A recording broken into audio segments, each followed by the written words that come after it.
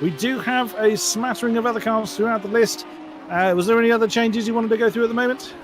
No, those were the main ones really that we need to focus on. So I'm sure we'll. There's the Lambo, the lead Lambo, I believe. Oh anyway, yes. At the moment. It is ironic. Our Tier 2 champion from last season, the champion tends to get automatically raised up into the next tier. And ironic, actually did so in the Renault last time around. Zal has just jumped up to 11th, I believe, in that green Porsche. Who else do we have? 2 Desert Pack returns to us. He too is in the Audi Dinder S. That's a name I've commented before. I haven't seen him for a while. He's in the Mercedes. Yeah. Nagram, also Lambert. Wow, that's a sliding Audi in the foreground there.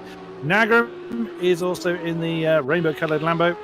Now that's a name I'm not familiar with. One of the TX3 squad. Gyubis. Not sure how you pronounce that exactly, but I'm going to go with Gyubis. In 16th, also in the Audi, Mr. Van Orman is returning to us in the ACR liveried Audi. He's just crossing the line. We'll just see if he's going to improve from that 18th spot. He does. He jumps up to 11th position. Nagram's in the pits. Oh, ouch. That is the Hunter. Also in the Lamborghini, finding the wall at a pretty decent pace. Oh, and so did Gyubis in his Audi. There is Scott in the blue Mercedes, just coming off of that long left-hander turn 6. At Alexis is also with us. There he is. Also Lamborghini. We didn't see that livery much last season. He just jumped up to 12. Nesterowicz. He's jumped from Audi. He was Audi last season. He's jumped to Lambo. Look, oh, that is a beautiful livery. Not at all biased. That's a beautiful car. Steve in 22nd position in one of the blue Porsches. Firefly is in the nice black liveried Merc. Nick Mido, he was a Lambo runner. He's actually in the Sol McLaren that is out there. Berserker, he's also in a Renault. So the championship steed from Tier 2 last time in 25th. And Bo, 2001 in the white Mercedes, is running along now. Storm has it whilst going through all those. He's taken the pole spot. 128.038, 2 tenths ahead of Villa Lobos. We have less than 30 seconds to go, and Villa Lobos and Jardier have jumped back to the pits. So our Season 3 champion will start no higher than 3rd.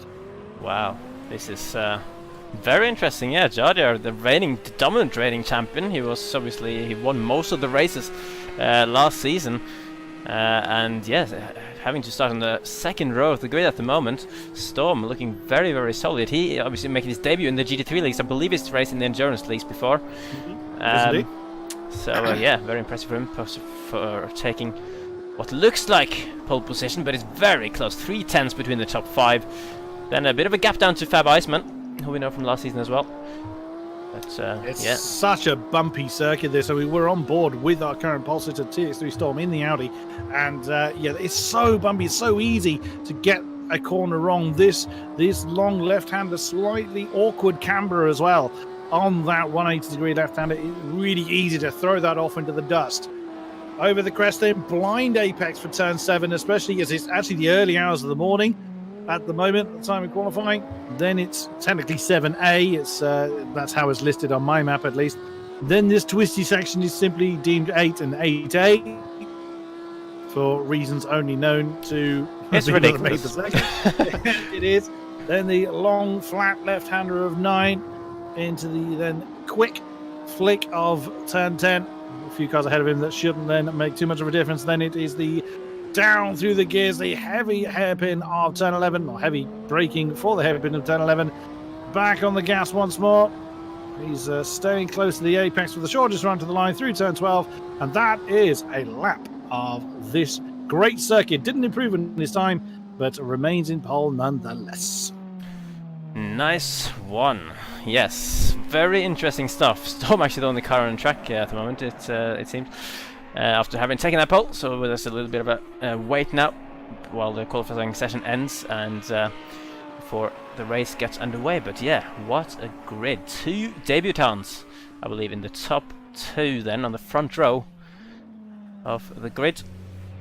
So yeah, it's impossible to say how this race is going to pan out, but I'd like to see new drivers come in and challenge the established force that we have come to expect to see up there, such as Jardier from last season. So here we have the confirmed qualifying results for the first round of Season 10 in the PC T1 League of on GT3. So, Storm on pole, ahead of Villalobos.